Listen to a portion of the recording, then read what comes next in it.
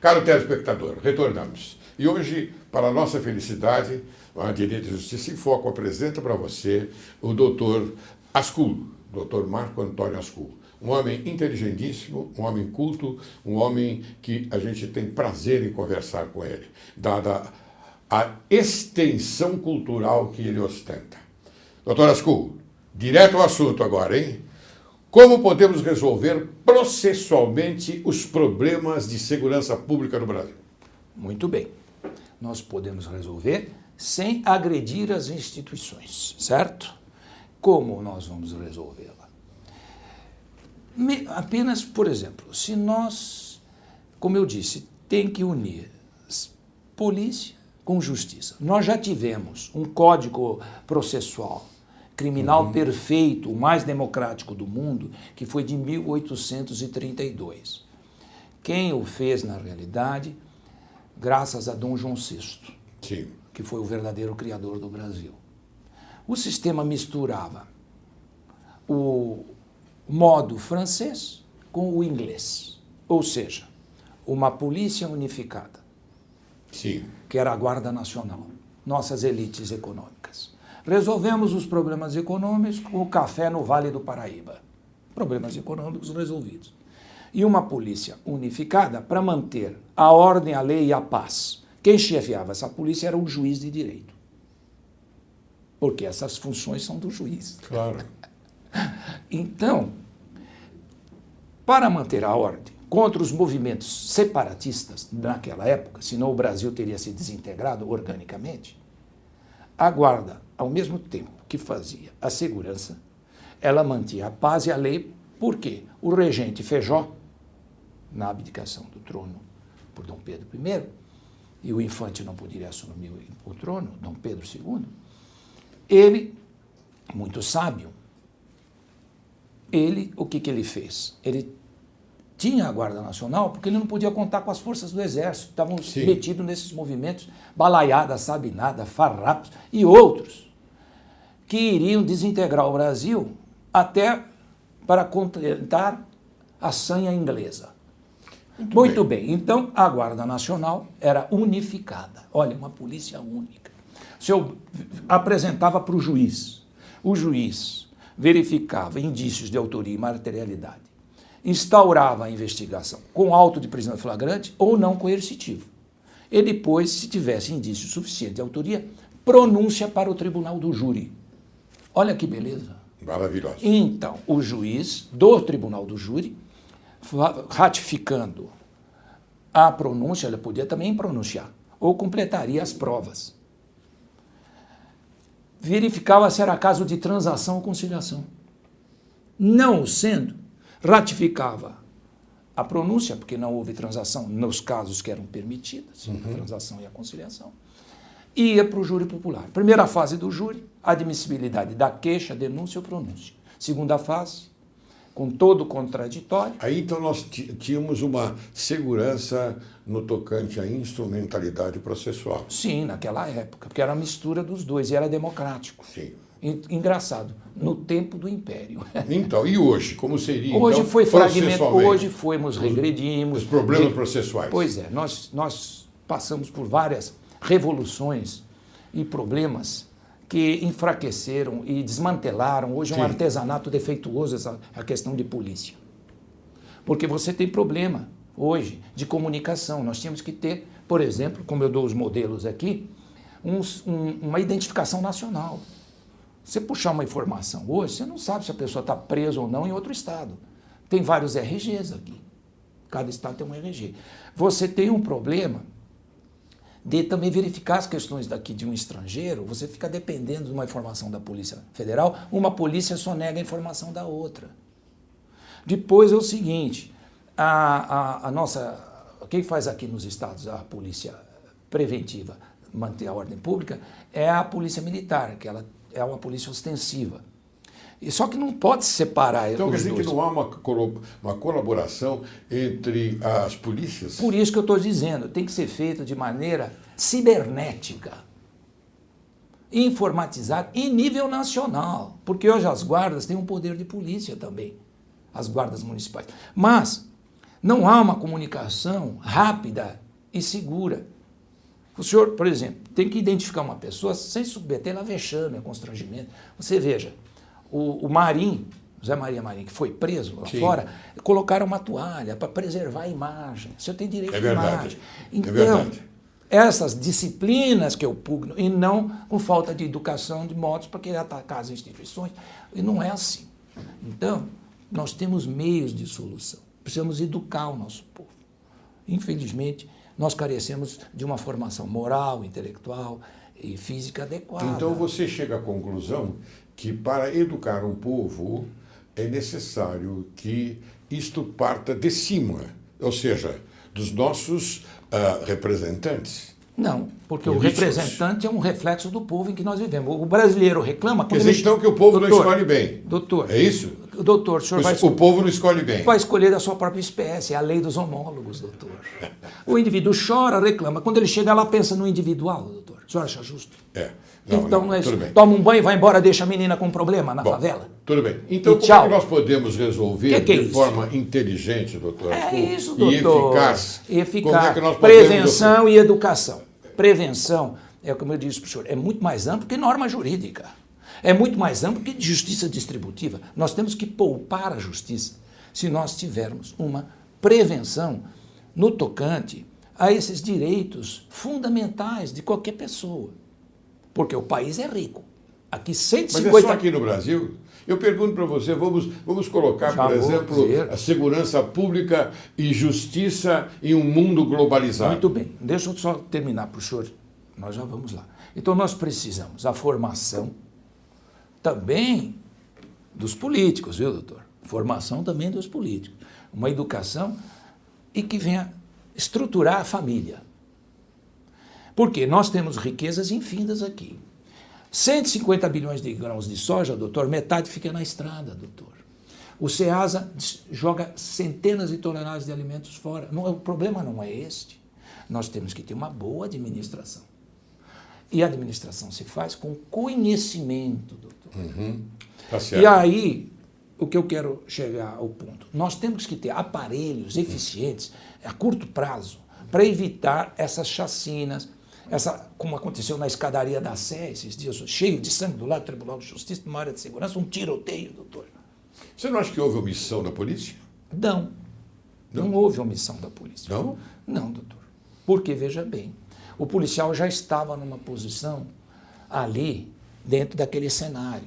Sim. É que, eu vou dizer para o senhor, na realidade não é a omissão da polícia.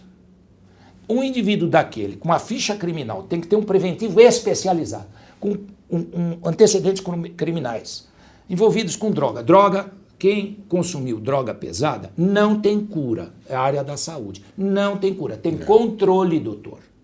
Eu concordo. Obviamente, o indivíduo solto daquele, com abstinência, começa a ver coisas, precisa se ajudar, tinha que estar numa clínica ou controlado algum dispositivo.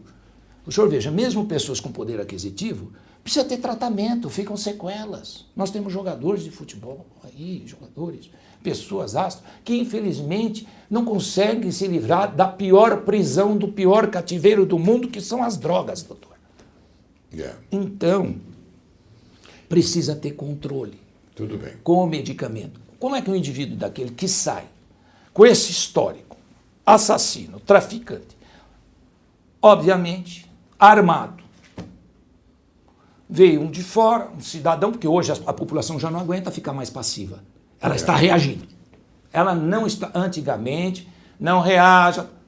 Há um momento em que essas barreiras, Freud explica, elas extrapolam. E as pessoas hoje estão reagindo. Sim. Então, como podemos resolver de forma inteligente e eficaz a segurança pública e da justiça em um mundo globalizado? Então, para concluir, o senhor viu que falhou lá também. Quem soltou um indivíduo desse não aplicou uma medida de segurança. Se eu estou vendo que o indivíduo é doente, não tem condições, eu, sendo um magistrado, aplico uma medida de segurança. Eu vou me alongar um pouco. Falta estrutura, então? Tem que estar unido, polícia e justiça. Se separar polícia e justiça, vai ter isso aí que o senhor está vendo. Não resolve. E hoje a polícia, com esse sistema, tem mais medo da polícia do que dos bandidos, doutor, com esse sistema.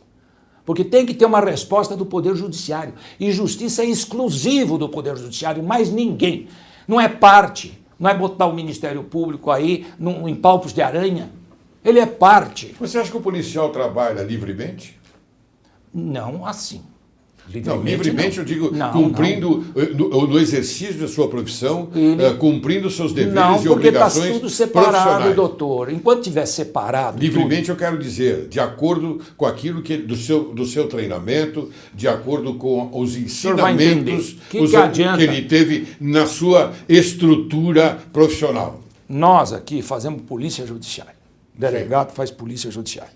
Se não escapou a prevenção, é judiciário. Sim, claro. Nós somos a antessala do juiz, doutor. Exatamente. Pronto. Agora, faz uma apuração, tudo tal, etc. Colhe as provas. Infelizmente, naqueles casos que não puderam ser prevenidos. Vai mandar para o judiciário, fica difícil para o juiz. Por quê? O juiz não tem condições, primeiro, de atender às questões sociais. Não é função dele. É uma questão do executivo. Não pode transferir o problema. Bom, vamos lá. Está com um problema... Feita a investigação, vai para um membro do Ministério Público.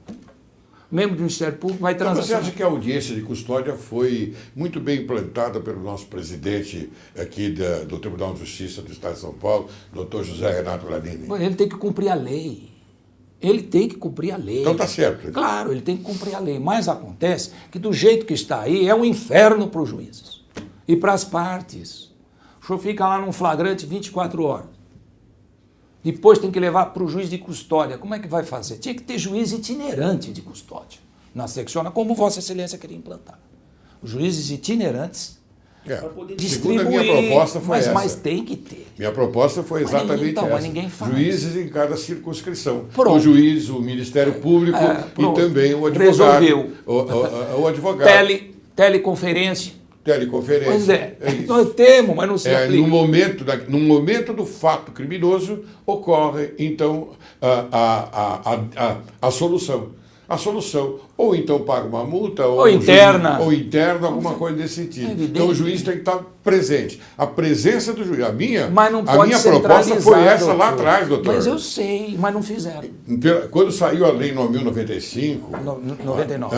Perdão, 9.099/95. Sim. 9.099/95. Eu coloquei isso em prática. Mas aí é para crime também, doutor. Porque, veja bem, chegar lá, não tem que ter uma comunicação inextirpável. Senão, as informações chegam para o juiz também distorcida. O indivíduo chega numa viatura, se machuca de propósito, chega lá na presença do juiz, ou um resgate no meio do caminho. Não é a influência dos direitos humanos a favor dos bandidos, doutor, não tem nada a ver? Não, doutor, aqui... Isso não tem nada a ver? Doutor, é gestão, doutor. Os direitos humanos não influenciam um fato, por exemplo? Doutor, o senhor quer maior direitos humanos que o Código Penal brasileiro? É a maior tutela de direitos humanos. Sim, mas então... Depois que o azeite caiu, não adianta chorar. Doutor, não adianta, depois que o leite caiu... Doutor, eu tenho que provocar o senhor. Eu sei, doutor. Eu tenho que provocar porque o senhor é um homem muito inteligente, o senhor vai me dar a resposta para informar o telespectador. Então, eu estou dizendo... Eu quero saber se os direitos humanos, que têm sempre a anuência positiva da mídia forte... Sim, mas é a instituição política, elas estão fazendo o papel delas. Elas querem cobrar de quem está no poder a aplicação da Constituição. Ótimo. São três.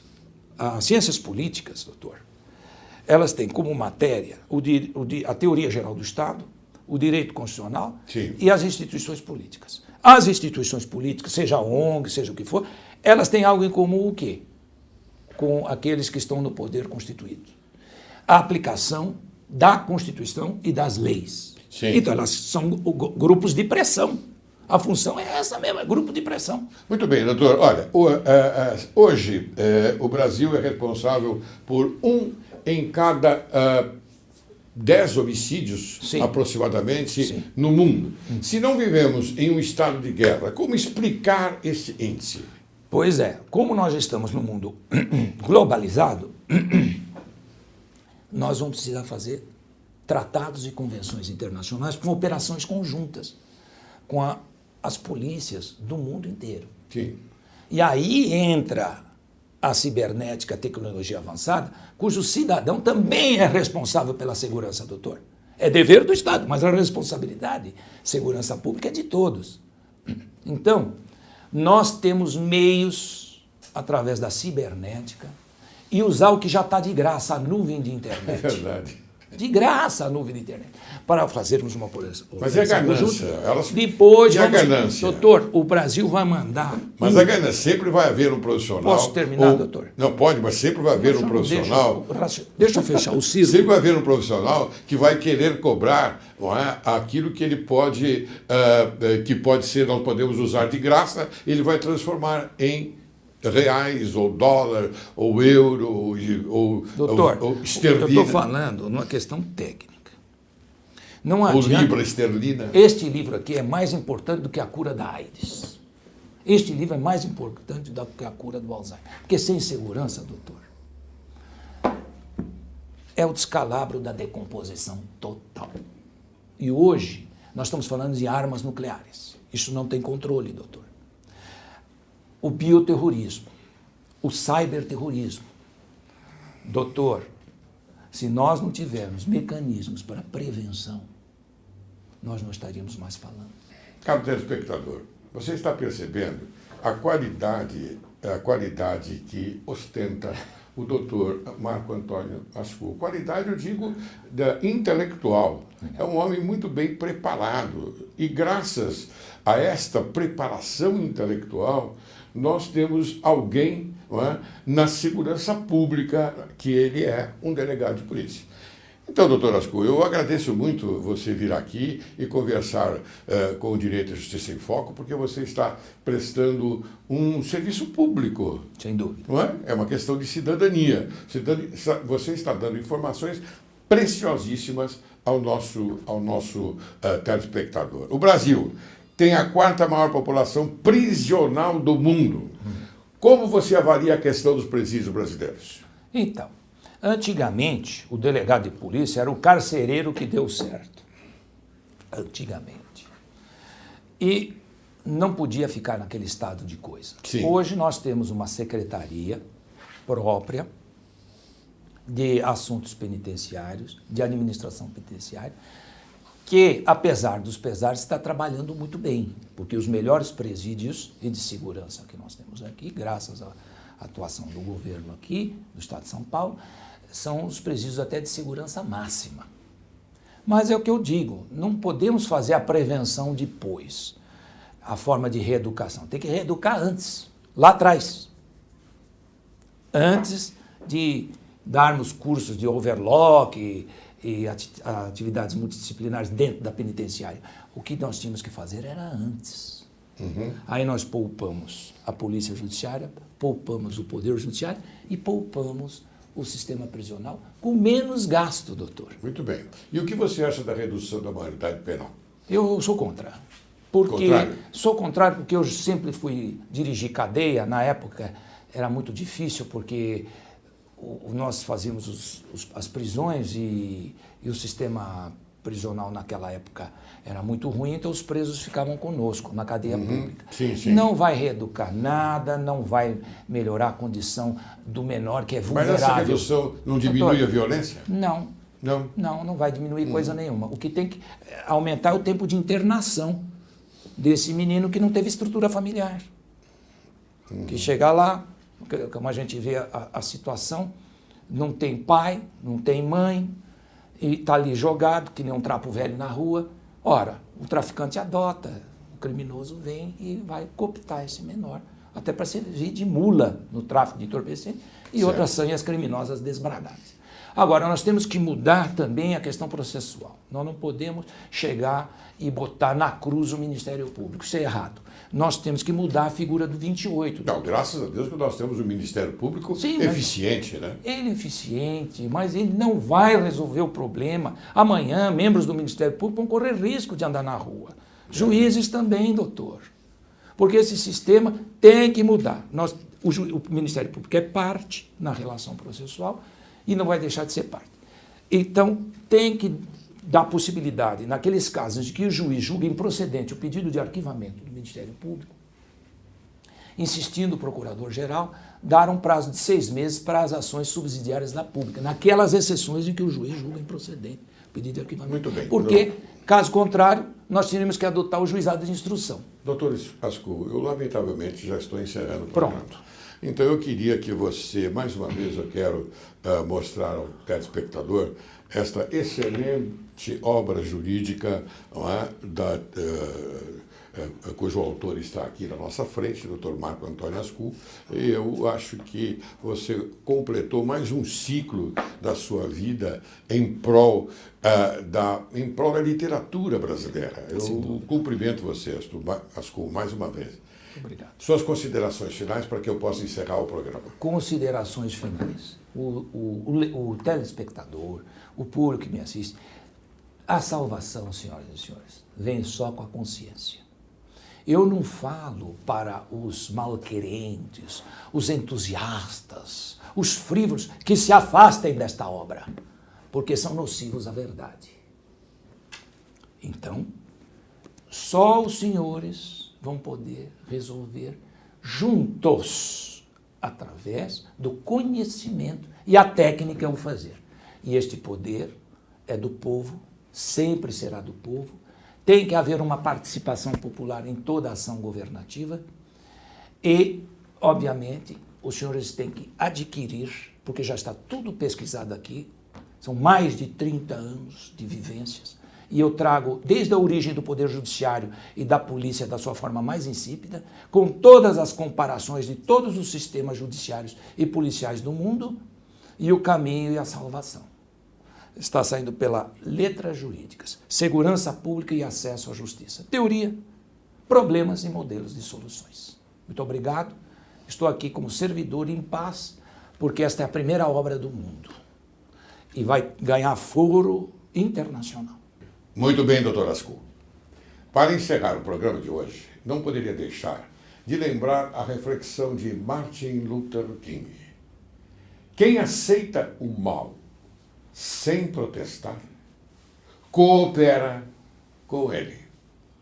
E faço questão de enfatizar para você, caro telespectador, não deixar de protestar contra as autoridades omissas que não tomam providências contra a violência do país. E sugiro que faça esse protesto da melhor forma possível, de maneira pacífica, votando em políticos honestos e que realmente se preocupem em zelar pela segurança dos cidadãos. Ascul, eu quero agradecer mais uma vez a sua presença no programa Direito e Justiça em Foco e parabenizá-lo pela excelente iniciativa que teve de escrever uma obra que propõe umas soluções para combater a violência. Muito obrigado, Ascul.